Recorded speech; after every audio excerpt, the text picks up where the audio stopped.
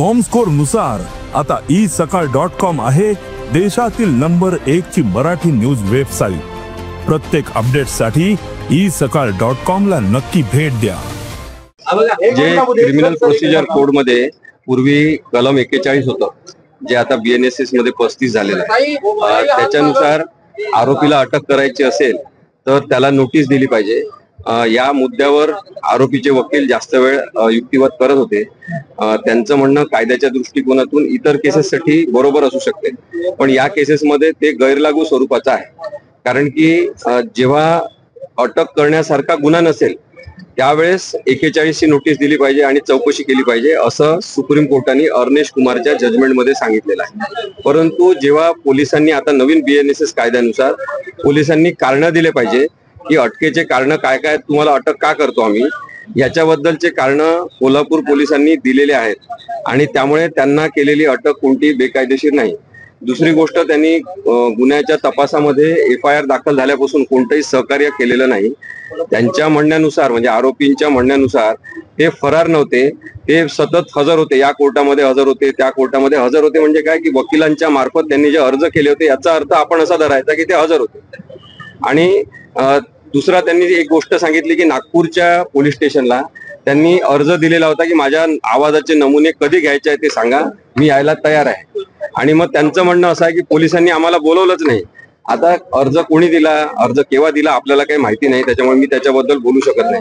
परंतु जो आरोपी समोर उपस्थितच नाही, ज्याच्या पत्त्यावर तो नाही आणि तो कुठे आहे माहिती नाही, त्याला पोलिसांनी कुठे बोलवायला जायचं? म्हणजे तो स्वतः मिस्टर इंडिया सारखा गायब झालेला असेल तर त्याला बोलवायचं कसं?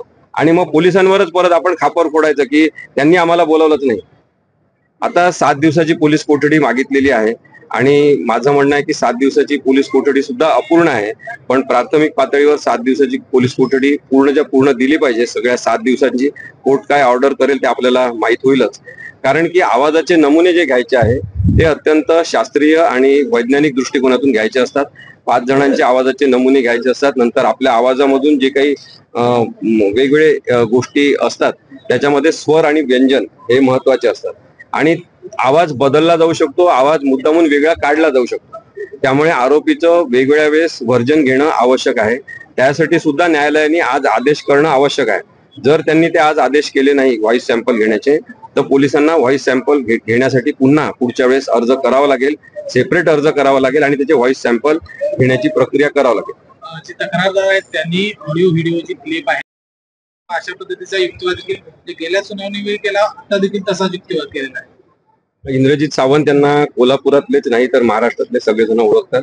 इथे अत्यंत संयमित पद्धतीने इतिहास सांगण्याचं काम करतात। इतिहास अभ्यासक खऱ्या अर्थाने कसे असतात हे इंद्रजित सावंत यांनी सातत्यपूर्ण त्यांच्या कामातून दाखवून दिलेलं आहे आणि त्यामुळे त्यांनी मुद्दामून तो व्हिडिओ किंवा ऑडिओ काय असेल, ऑडिओ क्लिप ही व्हायरल करणं हे शक्य नाही। ते व्यथित झालेले होते की ज्या पद्धतीने या महाराष्ट्रामध्ये छत्रपती शिवाजी महाराजांना, छत्रपती संभाजी महाराजांना काही बोललं जाते, त्यांच्या आईबद्दल म्हणजे जिजाऊबद्दल, त्यांच्या चारित्र्याबद्दल शंका घेणारे लोक सुद्धा धडधडीतपणे ते बोलतात आणि त्यांना काहीच होत नाही। यामुळे ते व्यथित झाले आणि त्यांनी ती ऑडिओ क्लिप सकाळी व्हायरल केलेली आहे। कारण की इतका वेळ ते झोपू शकले नाही, ते सातत्याने विचार करत राहिले की आपण आता हे काय करायचं, कुठे जायचं, आणि त्यांनी ती ऑडिओ क्लिप जर व्हायरल केली असेल तर आज सोशल मीडिया हे एक लोकांचं सुद्धा माध्यम आहे, लोकांचं एक न्यायालय आहे। इथे माहिती झालं पाहिजे, जे चेहरे वाईट आहेत, जे चेहरे अभिव्यक्ती स्वातंत्र्याचा गैरवापर करतायत, त्यांचे चेहरे समोर आले पाहिजे। असं जर त्यांना वाटलं असेल तर त्याच्यामध्ये कोणतेही गुन्हेगारी कृत्य नाही। अशा प्रकारे व्हायरल केल्यामुळे त्यांनी गुन्हा केला असं मुळीच होत नाही। त्यांनी आरोपींच्या वकिलांनी हे सांगण्याचा प्रयत्न केला की ऑफेन्स यांच्यावर रजिस्टर व्हायला पाहिजे होता, पण जर मुळात ते बोललेच नसते तर यांचं व्यतीत होणं राहिलं नसतं, त्यांनी ऑडिओ क्लिप व्हायरल करण्याचा काही प्रश्न राहिला नसता। त्याच्यामुळे आपण काही बोलायचं आणि मग दुसऱ्यावर जबाबदारी टाकायची की तुम्ही असं करायचं नाही, हे अत्यंत चुकीची भूमिका ही आहे असं मला वाटतं। सर, 25 जे लोक आहेत ते कोल्हापुरातील देखील पोलीस अधिकाऱ्यांसोबतचे आहेत, त्यामुळे कदाचित का उशीर लागत असेल। आता त्या पोलिसांना पकडलेला आहे, आपण आपल्या भूमिकेवरती ठाम आहात का? मी ठामच आहे की काही वरिष्ठ पोलीस अधिकाऱ्यांशी त्याचं बोलणं होतं, तर नागपूर पासून कोल्हापूर पर्यंत कोण पोलीस अधिकारी आम्ही कोणाचे नाव घेऊ इच्छित नाही। परंतु मी इथले SP महेंद्र पंडित, त्यानंतर इन्व्हेस्टिगेशन सुरुवातीपासून करणारे झाडे साहेब जे PI आहेत, त्या सगळ्यांचं खरोखर अभिनंदन करतो आणि हे सांगू इच्छितो की महाराष्ट्रातल्या पोलीस दलामध्ये अनेक चांगले पोलीस आहेत. राजकीय लोकांनी जर त्यांच्यावरचा दबाव काढून घेतला तर ते एका दिवसात सगळी चौकशी करून महाराष्ट्रासमोर मांडू शकतात. त्यांच्यावर राजकीय दबाव असल्यामुळे पोलिसांचा गैरवापर याच्यामध्ये काही जणांचा झालेला आहे. हे वास्तव आपण नाकारून चालणार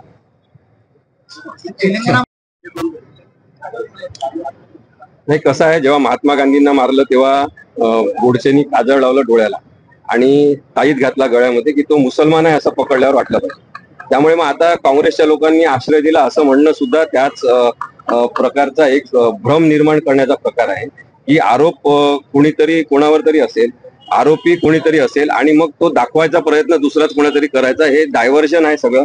काँग्रेसचे कोणी लोकांनी असं केलं असेल असं माहित नाही मला, पण त्यांनी केलं असेल कोणी तर त्या थातूर मातूर नेत्यांना सुद्धा अटक झाली पाहिजे. महाराष्ट्रातील सर्व बातम्यांचे विश्वासार्ह व्यासपीठ सकाळच्या सर्व सोशल मीडिया प्लॅटफॉर्मला लाईक, फॉलो आणि सबस्क्राईब करा. तसंच सर्व नोटिफिकेशनसाठी बेल आयकॉन प्रेस करायला विसरू नका.